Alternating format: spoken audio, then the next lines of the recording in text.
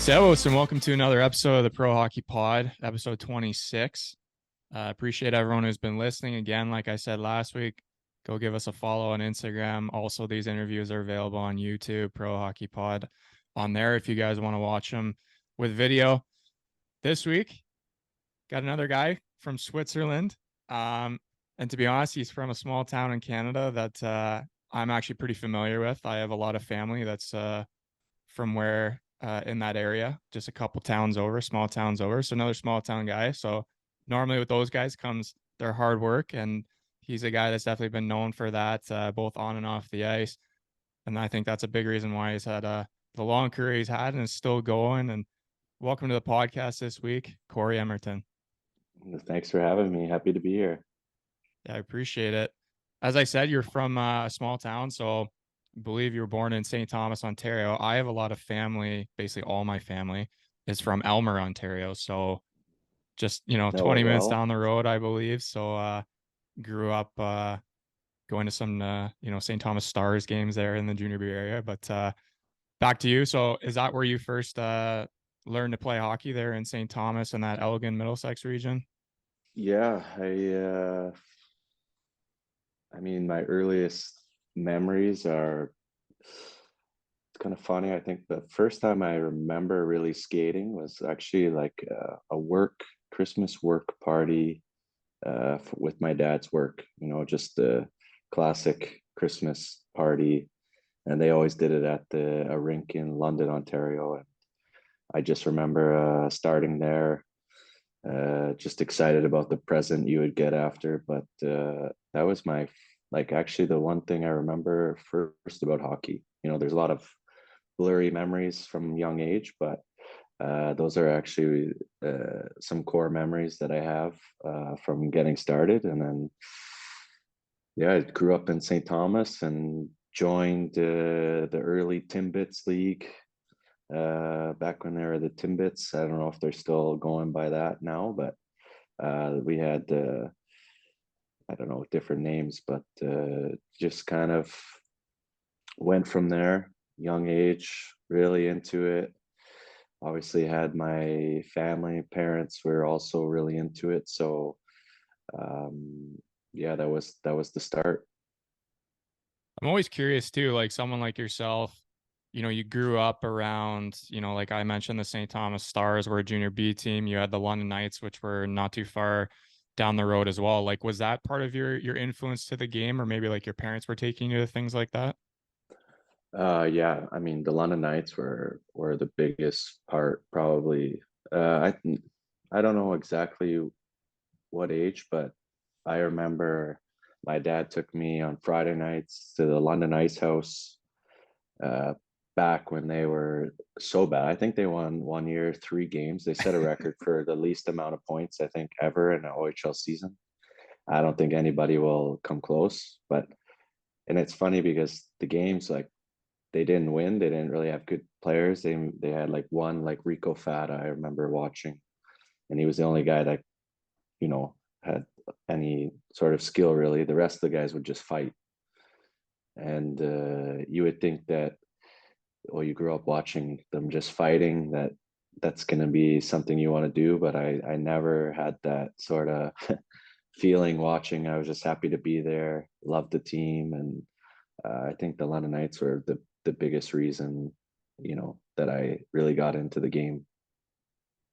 I remember I went to that rink once as a young kid, and I remember it. And yeah, as you said, they weren't very good at that time. It was not till Mhm. the Hunters came along there and they got that new rink, but still, like those old junior rinks. You obviously ended up playing in a couple too, like in Kingston and stuff. I grew up in Peterborough, so like those old junior rinks are a big part of our childhood. But your minor hockey past, so you obviously played Elgin Middlesex there in the Alliance League, and that if I'm just remembering correctly, like that structure, like the Alliance was, I believe it was London, Elgin, Middlesex, um, Yeah. couple other teams like that. Were you always like a part of that growing up and always in the AAA team growing up? Yeah, so I have played in St. Thomas.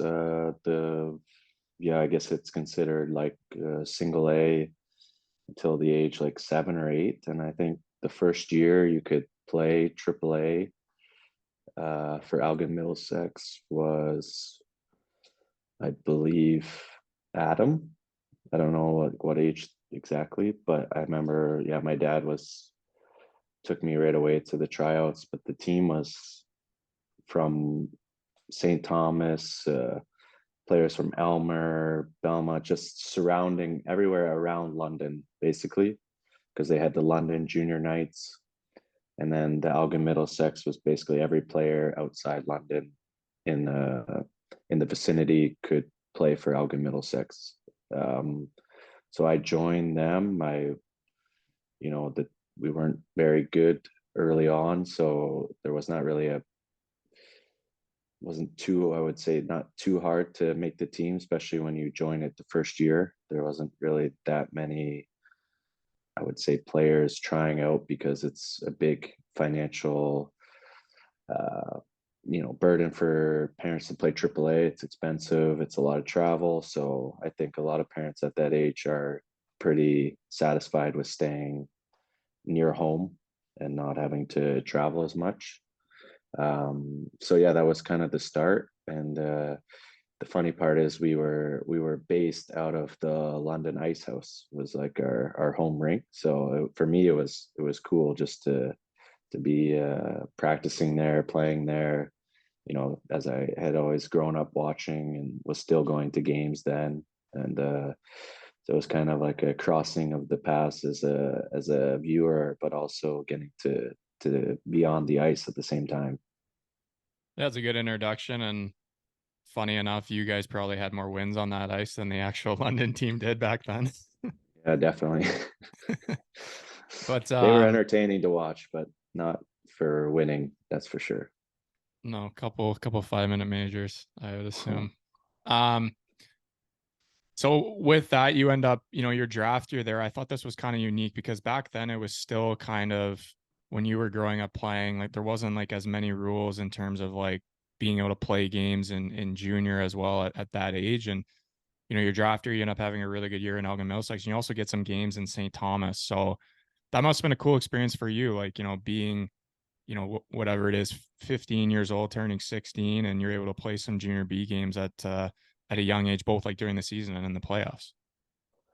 Yeah, I think so. When I was on my team in Elgin Middlesex, I had a really good friend who I grew up with named Justin Azevedo, and he was like the star of our team in the area. Like he was a little guy, tiny guy, but he was like ferocious, and he was so good at that age. And he left actually full time and played the whole year as at 15 already in junior B. So he's playing against men and dominating. And I was a little bit slower, I would say, developed. I was not too mature yet and hadn't really fully grown. So the thought of actually playing against the guy, like kind of the older teenagers, wasn't I wasn't really too excited about that. But I got I didn't make the team outright anyways, but I was actually happier to go back and just get to kind of play with guys my own age, own size. And I think that was actually pretty important for me as far as development. I think it would have been good to play against older people, but I honestly wasn't ready. So I think it was good for me to not make the team. But I did get to play a few games, which was in itself an experience, and I got to actually see that I was already able to play against older people, older teenagers who are more developed. So it gave me actually a lot of confidence moving forward into the next year. So It's good that, at that such a young age, you were able to, kind of understand that, hey, like this is better for me to go back and play or minor midget, sorry, and play with guys my age to develop, because a lot of kids, especially back then, would just try to get to the highest level possible, even if it meant not playing much or developing. And um with doing that, you end up having a very good year, as I said, and you end up getting drafted to the OHL there, to Kingston. And I was just curious, So like you were taken in the fifth round of that draft, and there was some notable guys taking that draft, like Jordan Stahl, Patrick Kane, just to name a couple guys. But was your plan always at that point, just because of like growing up and seeing the London Knights play and stuff, was it always I want to go that major junior route, try to make the OHL, or did you also have maybe a thought in your head about NCAA? Because a lot of times in the OHL, like normally the first and second round guys will make it, and then there's normally only one other guy or that make it from that first year. So I'm just curious, like where your thoughts were there. Yeah, so I mean, between my dad and I had the kind of dad who was really into hockey, super intense, which was, a lot for me, but it also built, I think, it built me into working hard and he really pushed me. So I learned a lot from that. But he was so into the OHL that I don't think I even thought once about. Uh, I didn't even know what NCAA was. He never even told me. So I uh, I remember I got drafted fifth round, and like you said, like first two rounds are pretty much guaranteed a spot, and after that, it's kind of, I mean, you gotta impress to get a chance, especially at 16. Usually, you're going back to play junior B or major junior A somewhere else. But um, yeah, I remember I had a summer of that year. I really took a really big step in developing. Like that kind of year, I stayed back or I played the few games of junior, and then rolled into that summer. I had really good summer of development. I worked really hard. I was, getting on the ice at 10 p.m. I was fortunate to know a man named Brian Rose. He was the Zamboni driver at the local St. Thomas rink, and he would let me on the ice because he would work the night shifts, and he would say, "Yeah, come out at 10 p.m. You could skate." So I got free ice all the time, thanks to him, and it was huge for me that year. And I think I improved a lot. And I went to I remember a tournament, and this is the first time I ever heard about college. It was like a Quebec tournament, like with select players, and I won MVP of this tournament, and played well. And I got a couple cards from some schools that I think one was like Colgate, and I think at another point someone from, I remember, Miami, Ohio. I got a card or something given to me, and the only thing I could think of really was like what Miami is in Ohio. Like I had no idea that this was like a huge, huge hockey school. My dad knew nothing about it. Nobody talked to me about it. So it was never even on my radar. It was just, I'm going to go to training camp. I'm going to try to make the team. If not, I'm going to go play. I think supposed to go play in maybe Coburg or something in the junior A. I think Kingston had some scouts working there, so they could keep an eye on players developing. But yeah, I just had in the mindset I'm going to go to camp and hope for the best. Fifth round, and yeah, fortunately I played really well and made the team right away, and also lucky to have kind of, I wasn't drafted by the London Knights who were already stacked. I was drafted by a team that was, I guess, building or rebuilding with needing some young players. So I was lucky to be in a good situation there. You brought up some good points there, and one of them before we talk about just your first year in Kingston there was I honestly believe that for we're 2 years difference in age, and I think for us growing up in Ontario, like there was no thought of NCAA really, or like we weren't so informed with it. Kind of like you were saying about your dad, and like me, it was like Peterborough Pete's, you as a London Knights, like OHL, and um, it's a lot different today, but everyone had their goal back then, and obviously it ended up working out for you. Like you made the right decision of going to Kingston, to a team, as you said, that was starting to build and probably gave you more opportunity to play than if you had gone to a stacked London. who I believe won the Mem Cup that year or the year after. Yeah, Um, they were crazy. yeah, that was I was at that Mem Cup when it was Crosby and stuff. Like they were stacked, that team. But yeah, your first year, like how was the adjustment to the OHL? Obviously, you had a very good year. You ended up playing for, the under 17 team, Ontario, Canada team. So seemed like it ended up being the right choice for you, and you were able to, work your butt off and get a chance. Yeah, I think, like I said, I got into a pretty good situation there. Kind of, I would say, a team without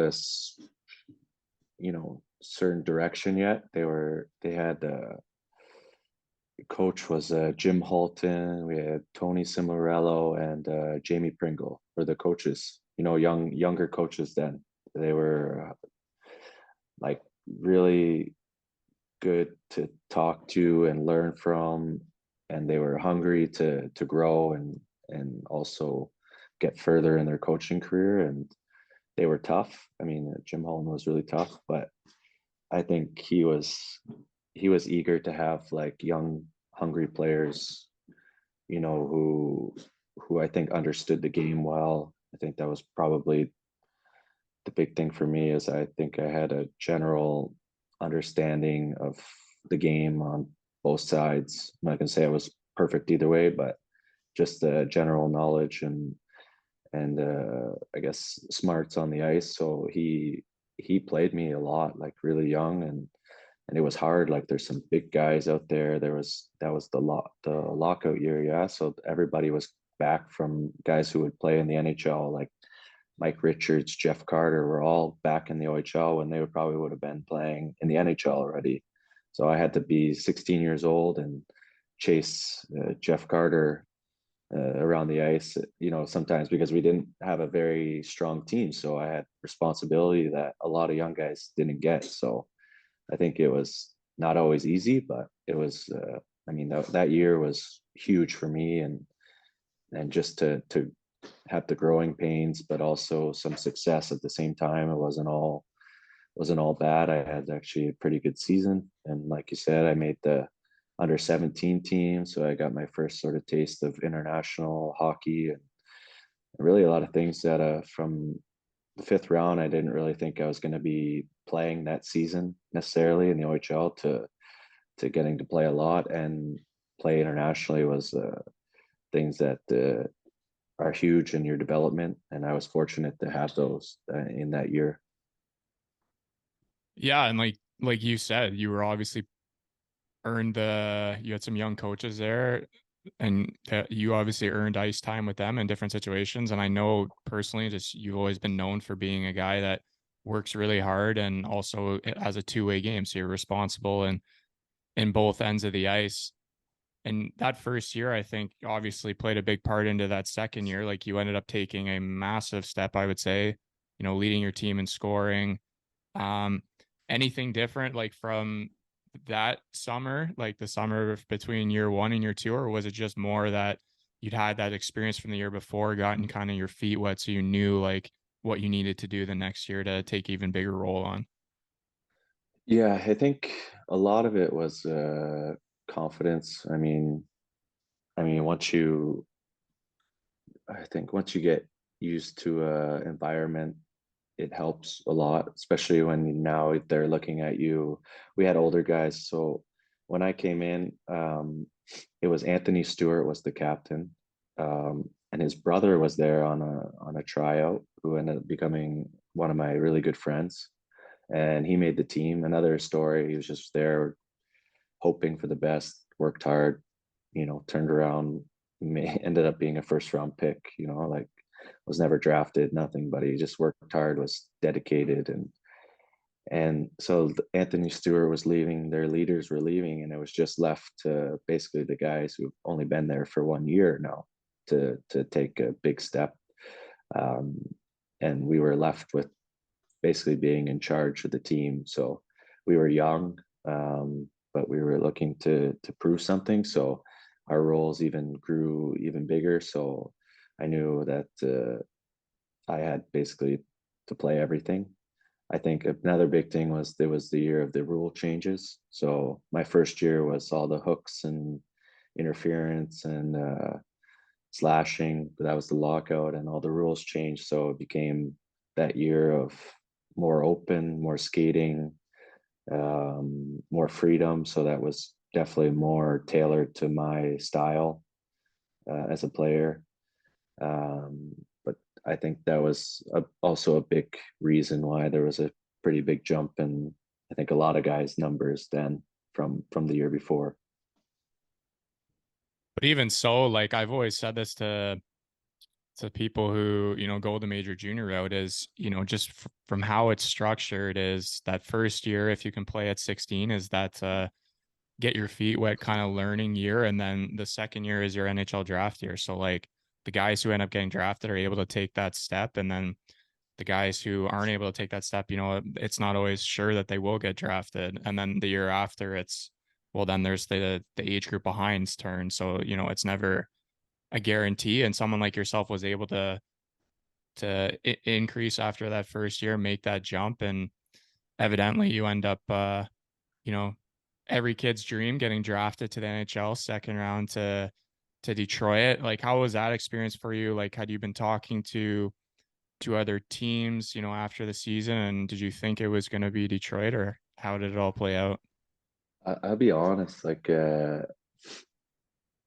I even like when I grew up watching the OHL and I never really had in my mind like you see these guys are huge. I was like, am I really ever going to play there? Like that seems crazy. So it was already when I was playing in the OHL and getting to play these places like in London that I had watched.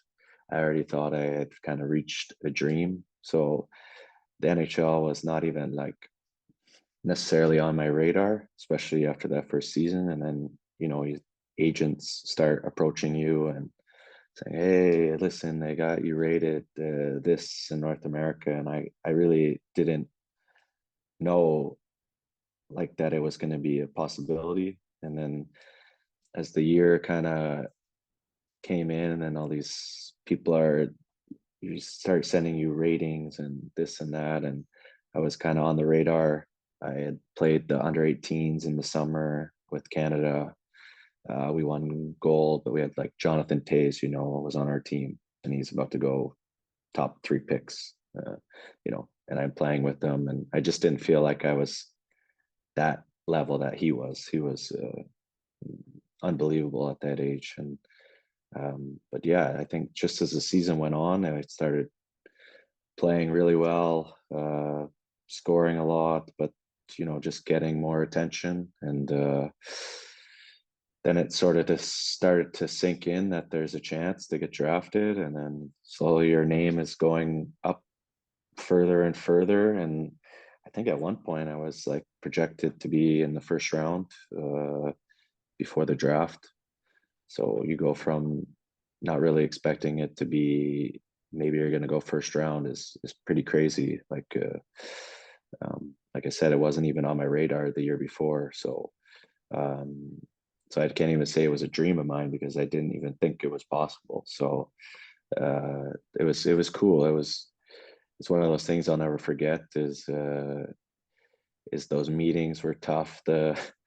You go to those combines, you got to talk to every single team, and they're adults. You feel like you're just a young kid there answering their questions. Some are a little bit outrageous and make no sense, but you're just trying to do your best. And yeah, I think it was one of those experiences that were super tough, but at the same time, it was so rewarding in the end just to have your name called. So I look back at it only with good memories. It must have been cool too. I just honestly like realized this, like a guy coming from St. Thomas, Ontario, like getting drafted to Detroit, like it's 3 hours, you know, to the border basically, I think, or like just past Windsor there over the border. So it's like would have been good for your family too to, instead of being, somewhere out like on the other side in like California or something, but your family could obviously make drives to games when you ended up playing in Detroit. So that was kind of cool as well. Um, Before we switch over to your pro career, obviously you played couple more years there in the OHL. And one thing I just wanted to bring up because I thought it was cool was your fourth year there, you end up getting traded to Brampton, and you end up playing with two Burlington boys there, who I'm Yeah, sure Juice has brought up with Mike Lomas and Scott Tansky yeah, there. So a couple yeah. young bucks. But was that trade just kind of something that happened out of nowhere, or was it, was Brampton trying to make a run that year? I forget exactly what where they were at that point. Yeah, so that was my fourth year. Like my, actually, it's quite funny. In my third year, we had changed coaches, and Bruce Cassidy came in, which I mean, now he just won the Stanley Cup, and he came in. He was coaching Kingston after he had already coached in Washington. So we had a taste of pro coaching kind of from an early age. But anyways, he ended up not working out too well, and he got fired. And we had our GM take over, who was Larry Mavety, a legend of hockey, and he was already, really old and old school. And I remember the last year we were like, we lost lots of players. They were moving on, and I think I was like one of the only guys left. And we struggled so bad. We were not doing well, and it was like getting around Christmas, and we were clearly not going to make playoffs. And I knew that I'd already next year would be turning pro. So kind of asked like, yeah, you're probably going to trade me, I guess, so you can get something out of it. And because I won't be back. And unless we win 20 games in a row here, we're not going to be making playoffs even. And I remember at the start, he was like, why would I trade you? Why would I trade I was captain at the time. I was like, well, I think it's probably just better for the organization. So then that he was like, yeah, okay, well, I guess so. And then that sort of got the ball rolling. And so I knew it was gonna happen. And I actually wanted to, just because I had the thought in my mind that I could get traded to someone who could be in the Memorial Cup or the OHL finals and possibly win. So that was the idea. And I know Brampton had a pretty good team. They had like young Matt Duchene. Um, they had Cody Hodgson. They had some good players, and Bobby Sanguinetti. So I got traded there. Yeah, around I guess before Christmas. Fortunately, I got mono at the time, and I just never really ever got back into very good form, and it didn't really work out for us. But yeah, the trade was at least I knew was going to happen, so it was not like a blindside or anything. So I think, correct me if I'm wrong, was that the year that Kitchener hosted, or did they host the year yeah, after? Yeah, yeah, okay. Kitchener was, so it was, that's why they knew that there would be two OHL teams. Yeah. So it was kind of like the East was trying to load up, and Kitchener was a powerhouse already. So, but yeah, it didn't work out for us, unfortunately. No, I mean Belleville, I think ended up going that year. Like they had PK Subban, and Yeah, they were pretty good too. Yeah, I so remember. yeah, I mean I think that was the year that Spokane won, and then he dropped the cup. So Was little it? just yeah, Yeah, I don't. little I don't history think I there. bothered watching. Yeah, I was a little bit upset already not to even be even close to it. So I'm not sure I watched. After that, obviously you moved on from junior there. That was always the plan, and I was just curious, how was that first year, your first full year pro in the AHL? Like, how was that adjustment for you? That was tough. That was a tough year. I remember going in. You're 20. I mean, I was Detroit's first pick, like second round, but their first pick of the draft when I was drafted '06. So I was feeling like, I have to perform really well. Uh, just seems like going into pro that you have to have a good year, and it was tough, like going from playing in junior with the junior players. You got to play 76 games against full grown men, some of like 35 years old, who been around. They played in the old rules. The they're grizzled vets and heavy and play hard, and so it was an adjustment. And obviously the room for error is even smaller. So it was tough, but I think it was also really important for me to go through that sort of. I didn't have a bad year. I had like, I would say, a bit of a roller coaster year, some good, some bad, and yeah, a normal first year. But I think it was a bit of eye opening experience there. So um, I knew I had to get a lot stronger physically to really uh, improve as a player. So that's what my main focus was. It definitely like just looking at, obviously your career there in the AHL, for the next 4 seasons, like you're always consistent. So I feel like, you know, every year they kind of knew, you know, this is what we're going to get out of Cory, and you were able to, show them every year that you deserve to be in that league. And then evidently, 2 years down the road, you end up getting your call up to Detroit. I'm always curious to hear about that story, like kind of how it happened, where you were, if your family made it out. Because obviously, as you said, like 3 years ago, you weren't even thinking about being drafted in NHL almost, or sorry, 5 years ago, I would say, back to your junior days. And then, now here you are getting an NHL call up. So it must have been just like crazy for you. Yeah, I think so. I was having actually really, really like I really that third season, the second year, I pretty much I would say that was probably the most disappointing year because I didn't really feel like I took a step, and I didn't play worse. I took a little bit of a step, but not a very big jump in my development or my play. And not just judging by stats, but just as a player overall, I just left that season feeling like I better improve this off season, or else, maybe I won't play in the NHL. Like it might not be in the future. So, especially or with Detroit, anyways. And I remember I buckled down so hard that off season and just really dedicated everything to try to have the best season that I could.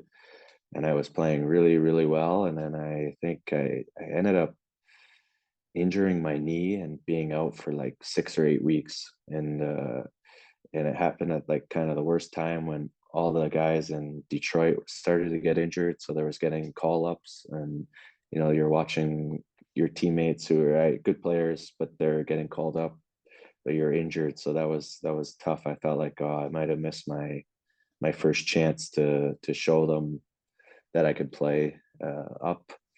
But fortunately, I got back kind of in time at the tail end of the injuries and got a few games up. I remember we played a game.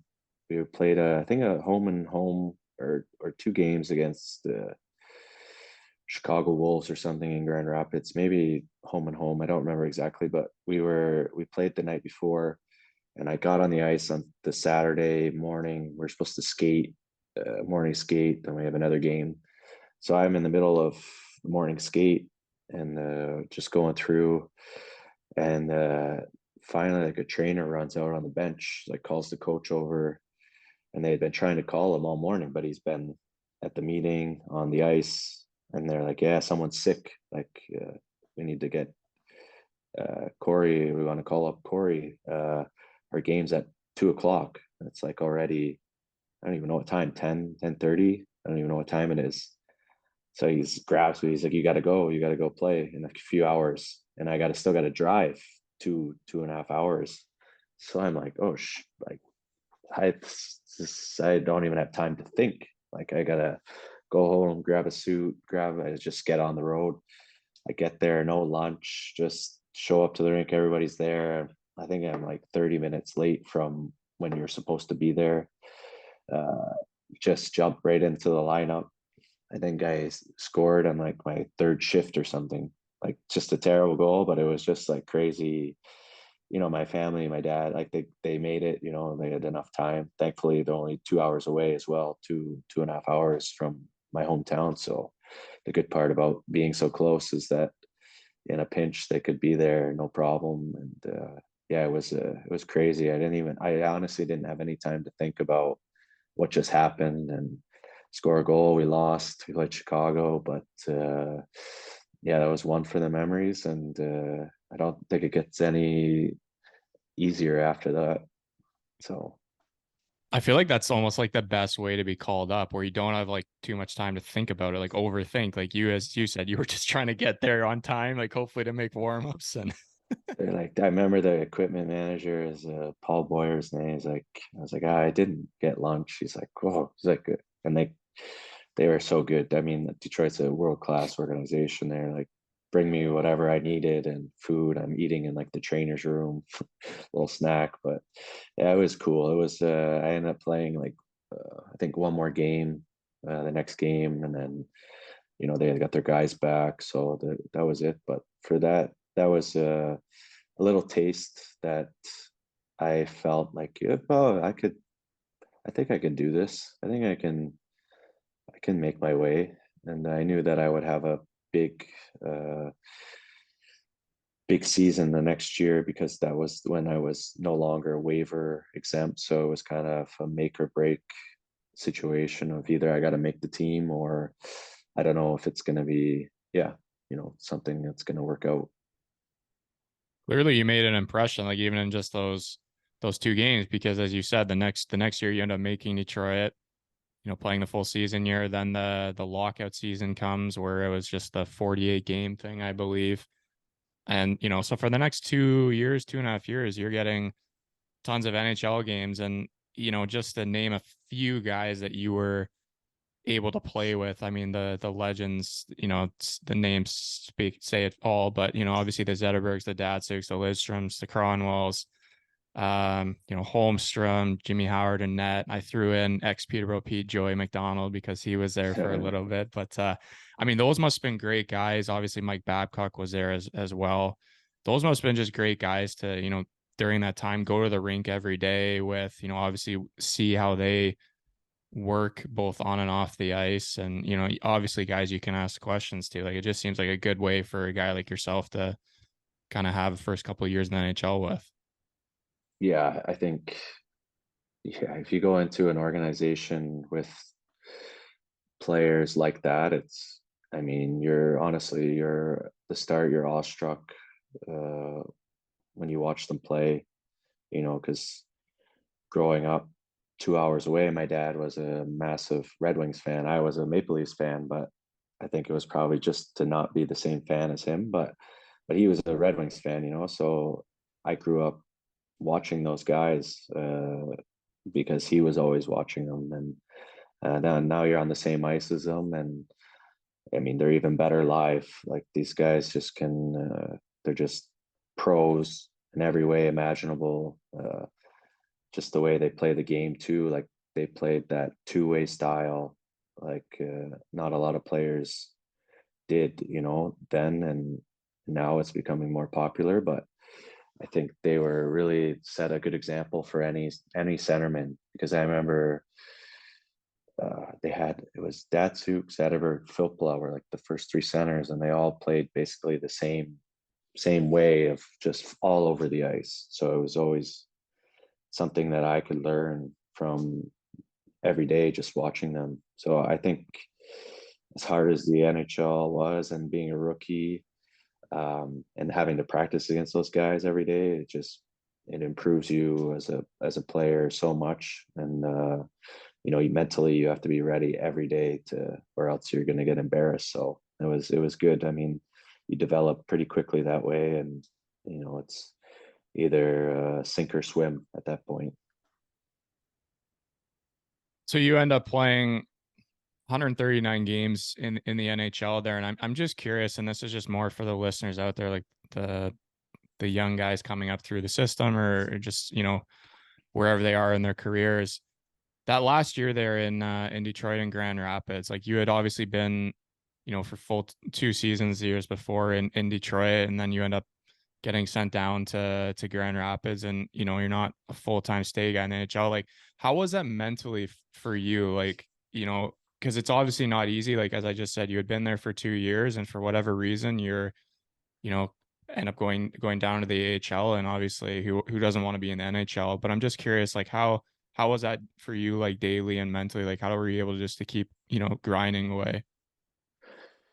Yeah, I remember that year. I think Detroit ended up with 15 forwards signed on one-way deals. So going into training camp, I had already knew that it's going to be tough. Like there's a lot of guys, 15 guys. I think they can carry 13 probably max because you have a roster limit and cap limit, and I knew I had a decent chance because I had the probably lowest cap hit on the team, which was, you know, blessing a bit for some maneuver, to be able to move up and down, or if they need to squeeze in some money, I could fit in there. And um, yeah, I think the first time you get put on waivers, especially after you've been in the NHL full time, and I came off my second season actually played really well. I'd earned a lot more ice time, especially on the penalty kill and other things. So I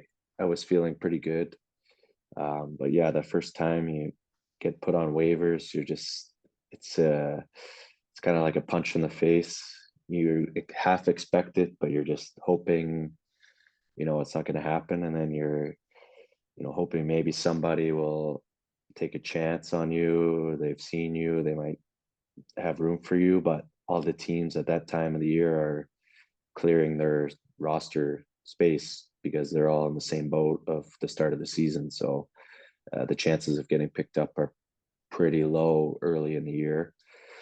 Um, I cleared, disappointed a bit.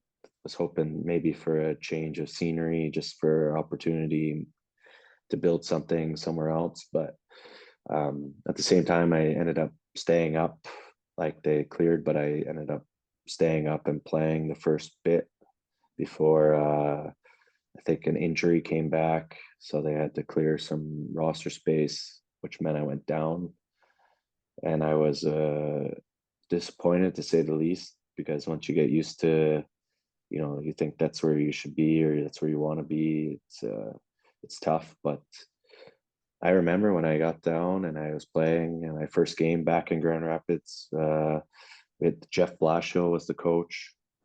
He was young, and it's before he took over in Detroit, and he just played me like 20 plus minutes first game, and I've been used to playing like 8 or 9 or 10 maybe before.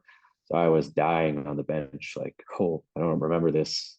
Like I'm not used to this anymore, but I had a blast. I was just out there playing hockey again. um, good hockey, HL. So that part of it, after a few games, I realized I can use it to work on my game again because I kind of lost that. When you're playing these 8 minutes, you're just learning to survive and not make the wrong play instead of trying to make a play or try to make something happen that can maybe get you more ice time. You start thinking about don't make the wrong play because then that might be your last shift and I'm not going to get back on the ice and maybe tomorrow I'll get sent down.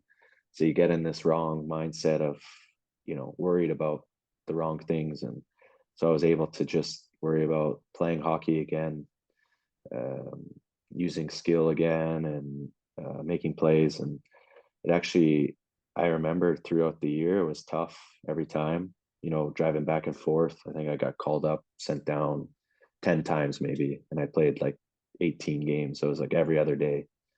And, but I remember every time I went up, I was making more plays. I was playing actually better, not like statistically wise or anything, but I just felt more and more comfortable actually on the ice. So I think that was actually in the end was good for me to get sent down in a way just to get back to the player that I thought I could be.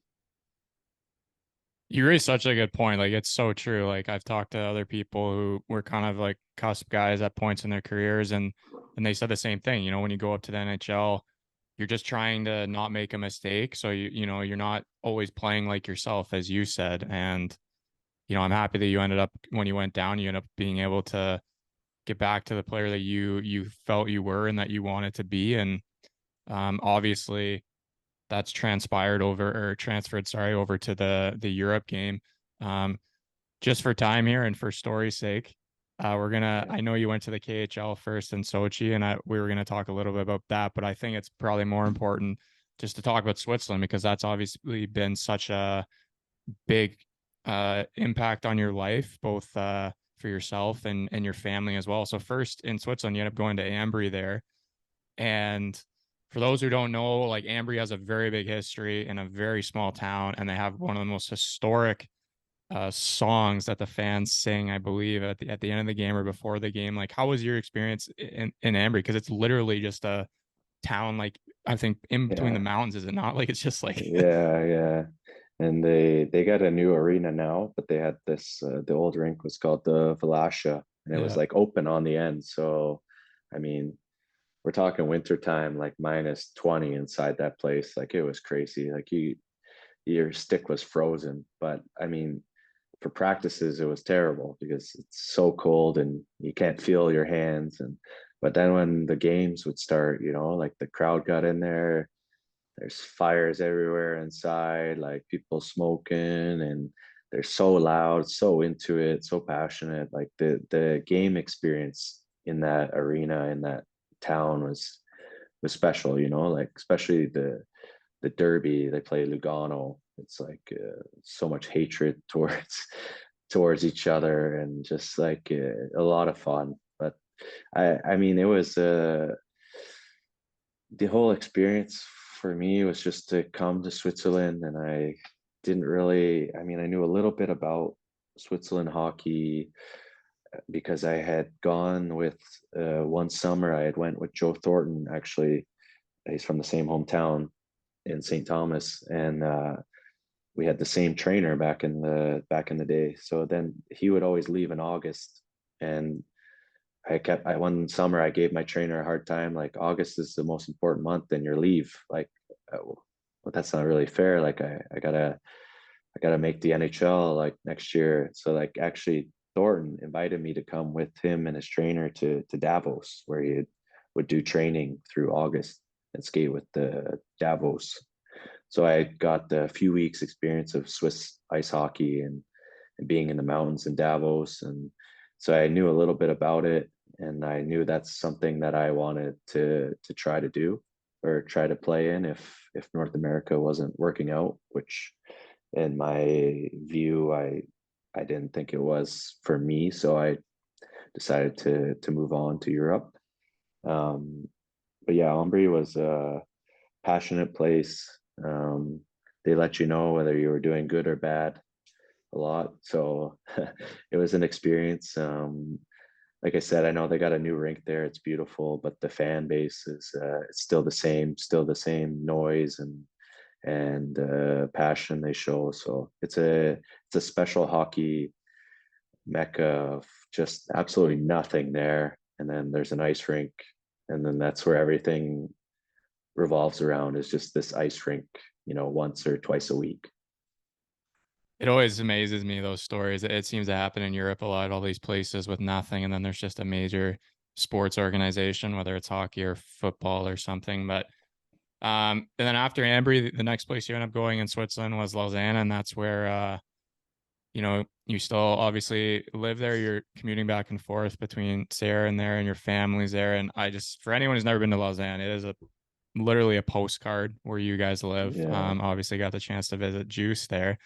And speaking of him, that's where you end up meeting this guy.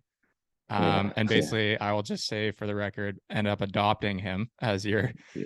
your third Yeah. third family member there. He's definitely part of the family now, so he's No, one as of I the said, he kids. speaks fairly highly of you and Susie and the kids. And he said one of the big things, like you guys obviously were together in Lausanne for the couple Corona years there, and he just Mm. said, like without the Emmers, like I don't know if I would have got through it because it obviously was a tough time for a lot of people in their lives, but you guys being locked in, and luckily you were I think you lived above him or on the other side or whatever. But yeah, like you've been so long in Switzerland, you've obviously been able to do, a lot of other cool tournaments. Like you've been a two-time Spangler Cup champion.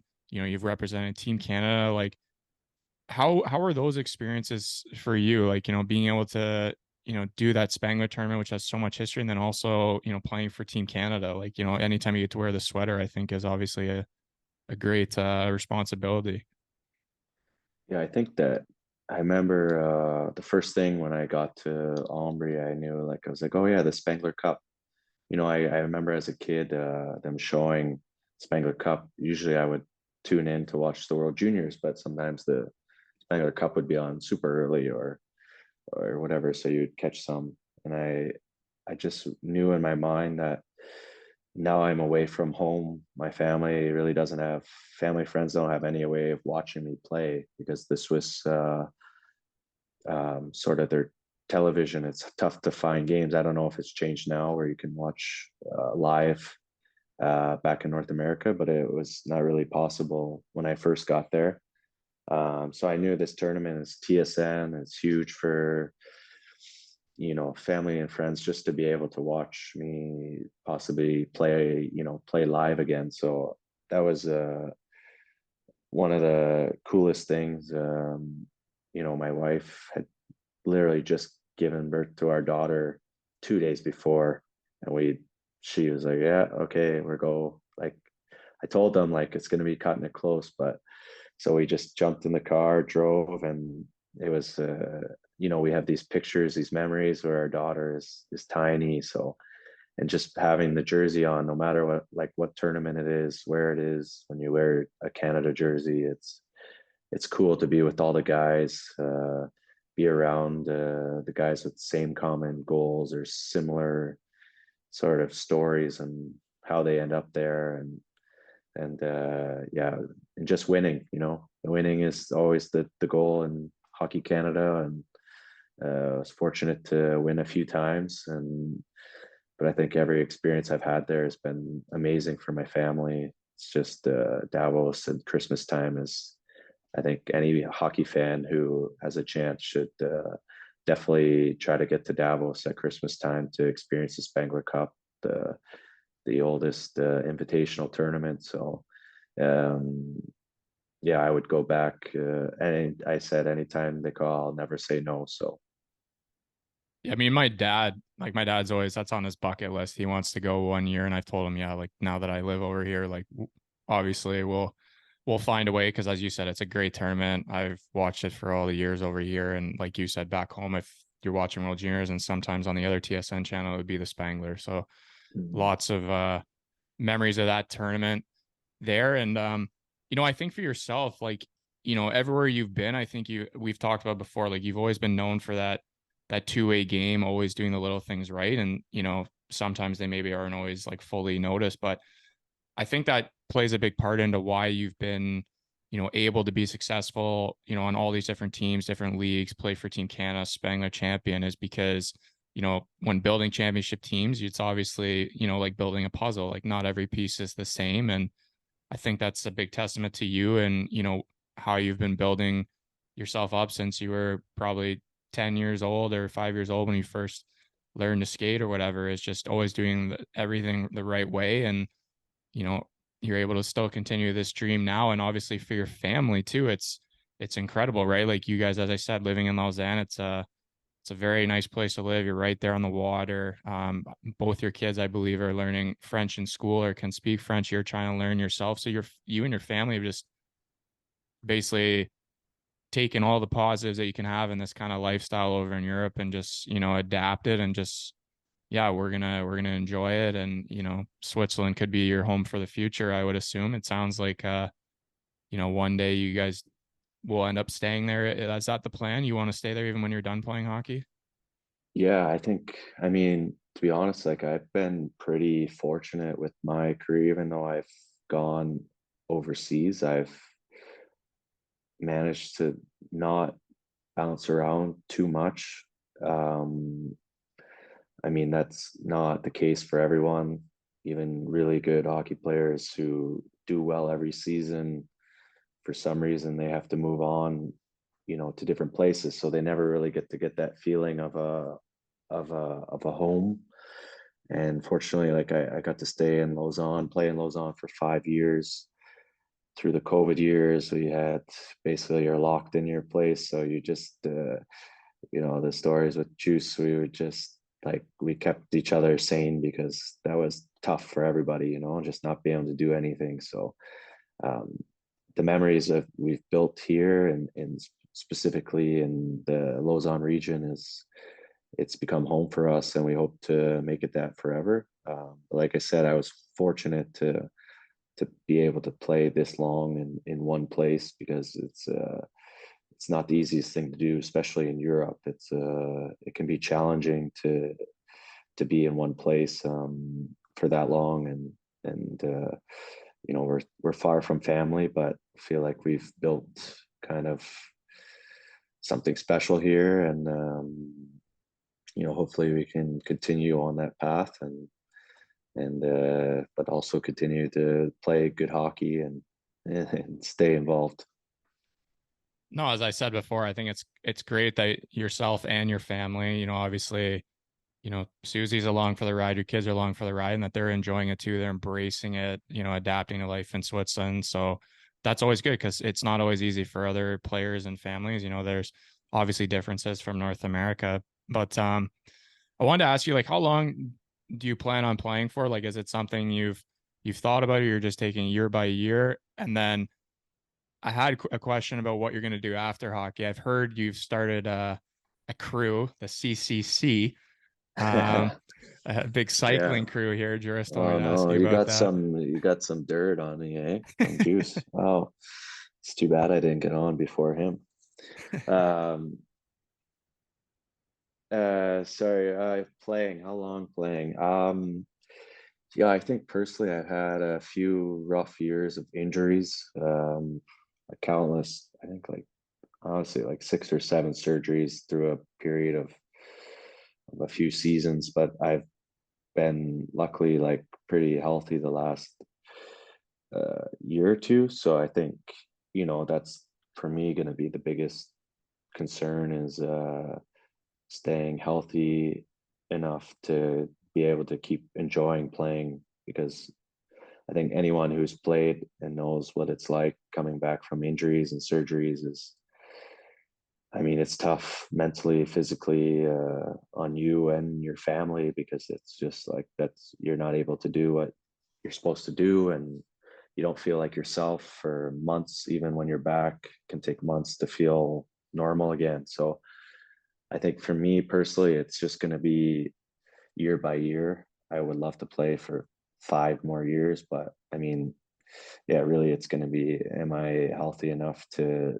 do the proper training to be prepared to play a season? Because no matter which level I'm playing, I want to be in the best physical shape that I can be, or else I won't feel like it's worth, you know, just putting a shadow of yourself on the ice just for the sake of doing it. So that'll be the big factor. Obviously, my family too. I mean, if I want to be close to the area, so not don't want to uproot my family and try to take them thousands of miles away, for 1 year. So there's a few factors, but I still have a lot of love for the game. Every time I get to play, the frustrations and the good times, they keep you coming back.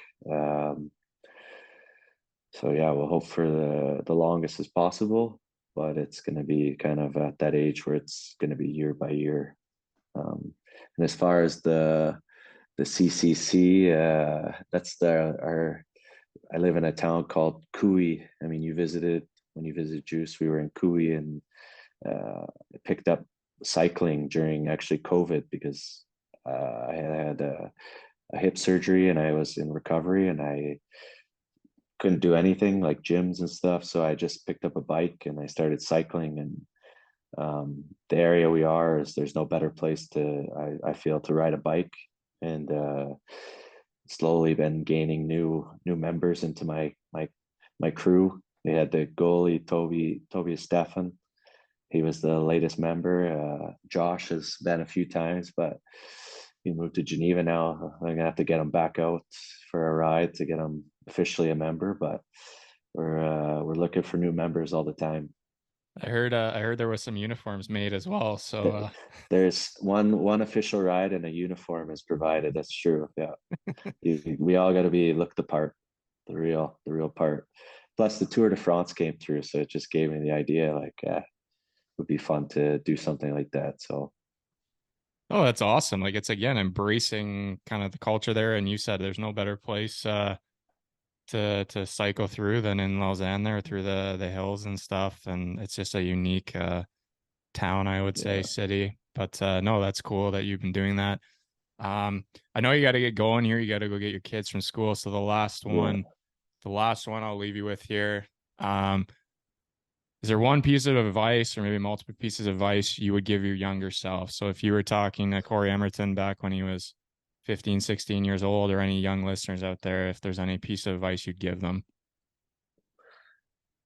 Whew, that's yeah. I mean, there's lots of advice I would give my younger self. Wow, but hockey wise, I would try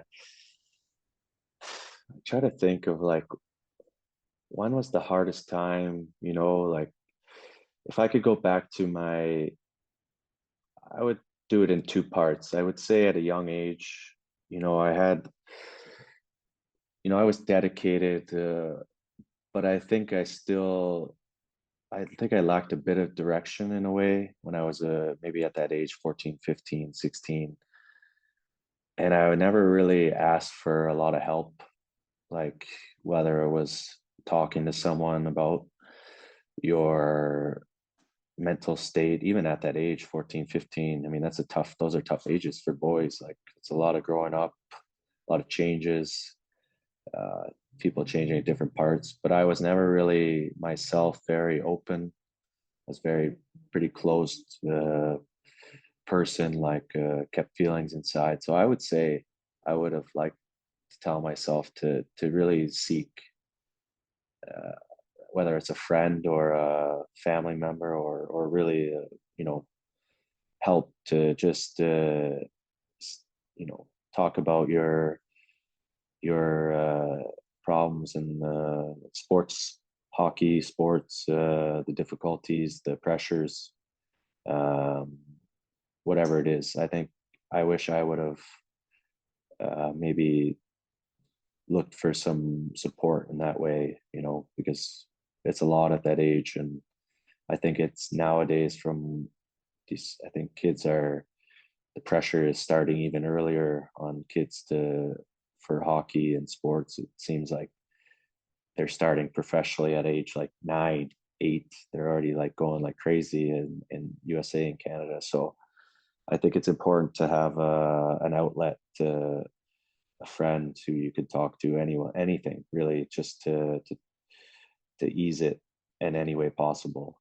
And then I would say the second thing would be, you know, would just yeah, I guess would be just to do it earlier, because I started to see or I talked to one, I think, sports psychologist when I was pro, but it was already like I think it was the year I was sent up and down like 100 times from Detroit when I finally decided to speak to someone, because I was a nervous wreck all the time. And it really helped, honestly, just to ease your mind and just to focus on the things you can control, to be the player that you can be, um, and then the rest, what can you really do about the rest of it. So I think I would just say that just to do it earlier for myself. That's really good advice.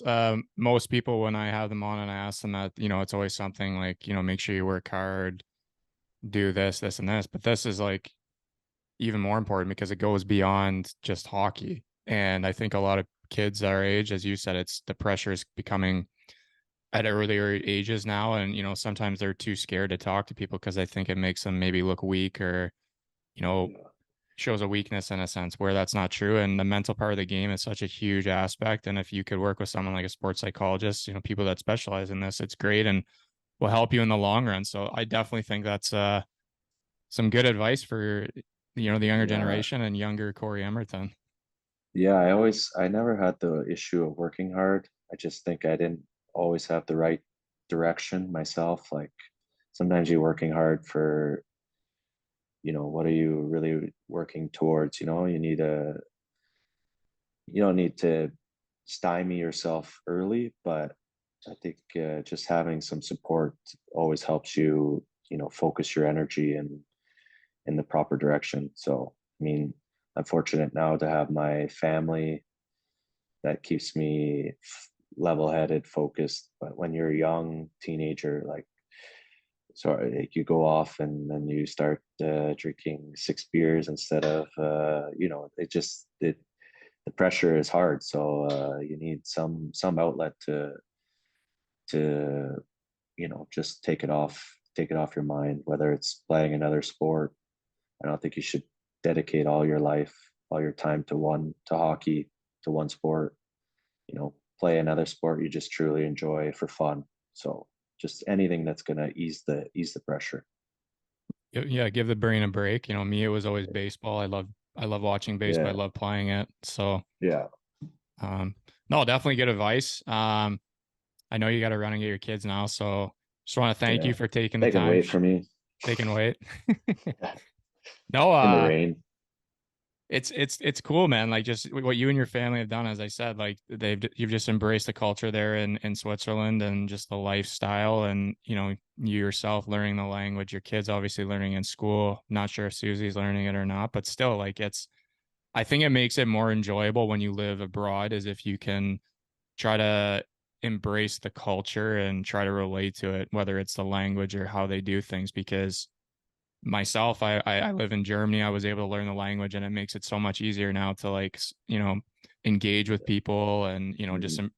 enjoy the German heritage culture, whatever it is. So I'm happy that you guys have done it, and clearly it sounds like you want to stay there for a while Yeah, after. So yeah. I find like the people who struggle the most when they come to Europe, usually it's because they're just a little bit too closed off to why things are done in whatever country they're in. And it's like they say that's stupid. And then they get angry and it's just a waste of energy. And things are not always the same. They're gonna be frustrating. But I think if you just try to at least accept that you're in another country and this is how it's done, and then it makes some things a lot easier. So, and they will accept you too. So, no, that's so true.